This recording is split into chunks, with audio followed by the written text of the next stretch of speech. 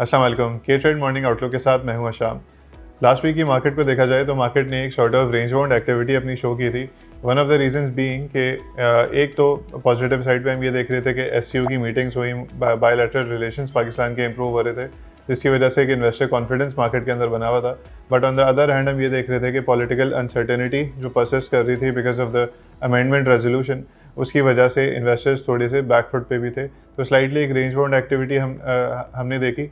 Bye Wednesday हमने ये देखा था, या मिड वीक हमने ये देखा था कि जो वॉल्यूम्स हैं वो थोड़े से इंक्रीज की तरफ गए थे, दे वर स्लाइटली इम्प्रूविंग। बट हमने देखा कि बाय थर्सडे ऑनवर्ड्स वॉल्यूम्स जो है वो ड्रॉप होना शुरू हो गए थे। न्यूज़ साइड पे देखा जाए तो यूनाइटेड स्टेट्स की तरफ से $1 बिलियन तक का लोन प्रपोजल पाकिस्तान को दिया गया है फॉर द रिकोडेक्ट प्रोजेक्ट, और यूएस ने साथ में ये भी कहा है कि इनको स्पेशल क्रेडिटर स्टेटस दिया जाए। यहाँ पे एक कंसर्न ये बनता है कि अगर यूएस को स्पेशल क्रेडिटर स्टेटस दिया जाता है तो जो बाकी बायलैटरल कंट्रीज़ हैं जिनके साथ हमारे अच्छे बायलैटरल रिलेशन हैं, जिसमें चाइना भी आ जाता है, तो वो भी इस चीज़ की आगे डिमांड कर सकते हैं।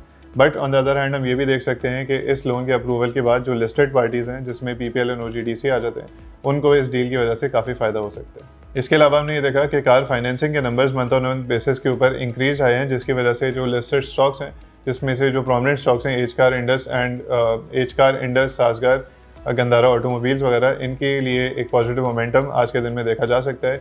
Even though year on year basis पे अगर हम देखें तो ये कार फाइनेंसिंग नंबर्स ड्रॉप ही हुए हैं, primarily because of the reason के higher interest rates, new taxes and जो इन्वेस्टर्स की जो परचेजिंग पावर कर्टेल हुई है उसकी वजह से। ओवरऑल आज की मार्केट को देखा जाए तो एक पॉजिटिव मोमेंटम की तरफ ही लग रहा है। इवन दो जो पॉजिटिव मोमेंटम है वो स्लाइटली ऑफसेट रह सकता है because of the roll over week, जिसमें हम नॉर्मली ये देखते हैं कि सेलिंग प्रेशर मार्केट में ज़्यादा एक मेंटेन होता हुआ दिखता है। अगर वैसे देखा जाए तो वॉल्यूम्स इंक्रीज ही नज़र आएंगे आइदर बिकॉज ऑफ सेलिंग और बाइंग।